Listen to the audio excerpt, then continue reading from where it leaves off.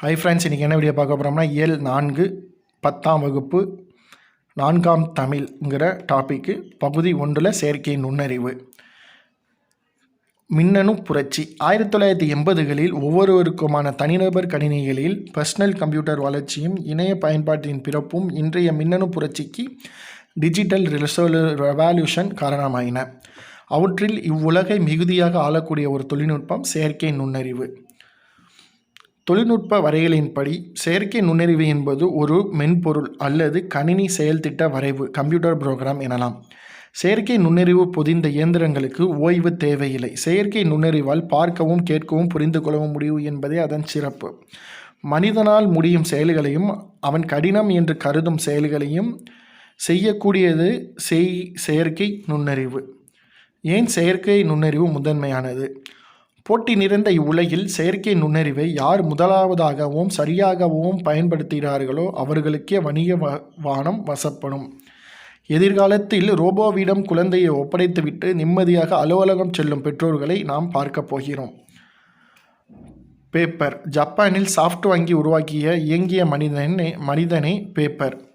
இது உலக அளவில் விற்பனையாகும் ஒரு ரோபோ. வீட்டுக்கு, வணிகத்துக்கு, படிப்புக்கு என்று 3 வகை ரோபோக்கள் கிடைக்கின்றன.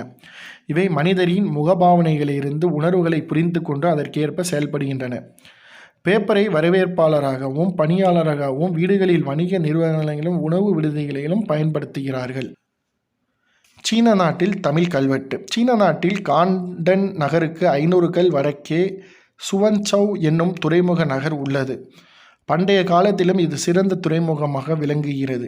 அந்த காலத்தில் தமிழ் வணிகர்கள் இந்நகருக்கு அடிக்கடி வந்து சென்றுள்ளனர். அதன் காரணமாக சீனாவில் சிவன் கோயில் ஒன்று கட்டப்பட்டது. அது சீன பேரரசான குப்லாயானின் ஆணையின் கீழ் கட்டப்பட்டது என்பதை குறிக்கும் தமிழ் கல்வெட்டு இன்றும் இக்கோவிலில் உள்ளன. இக்கோயிலில் சோழர் கால சிற்பங்கள் அமைக்கப்பட்டுள்ளன. இதோட இங்கே முடிஞ்சிருச்சு. இது வந்து செயற்கை நுண்ணறிவு. இங்குவனை யான் பெறவே என்ன தவம் செய்துவிட்டேன் என்று பாரதியார் மெச்சுவது போல் மெச்சிக்கொள்ளலாம். காணொளிகளை தொகுக்கும் மென்பொருள்களில் வீடியோ எடிட்டிங் இன்றளவும் செயற்கை நுண்ணறிவு தொழில்நுட்பம் பயன்படுத்தப்படுகிறது. இதன் மூலம் நேரம் வீணாவது தவிர்க்கப்படுகிறது. இந்தியாவின் பெரிய வங்கியான பாரத் ஸ்டேட் வங்கி இலா எலக்ட்ரானிக் லைவ் அசிஸ்டன்ட் என்னும் உரையாடு மென்பொருள் சாட்பாக்ஸை உருவாக்கியிருக்கிறது. இன்றைக்கி நம்ம 10ஆம் வகுப்பு இயல் 4 பகுதி 1 செயற்கை நுண்ணறிவை பற்றி ஜென்ரலாக பார்த்துருக்கோம். இது வந்து ஒரு உரைநடை. இதுக்கப்புறம் செய்யுள் துணைப்பாடம் பார்ப்போம். தேங்க்ஸ் ஃபார் வாட்சிங் திஸ் வீடியோ. மறக்காமல் நம்ம வீடியோ லைக் பண்ணுங்கள், ஷேர் பண்ணுங்கள், கமெண்ட் பண்ணுங்கள். தேங்க்யூ.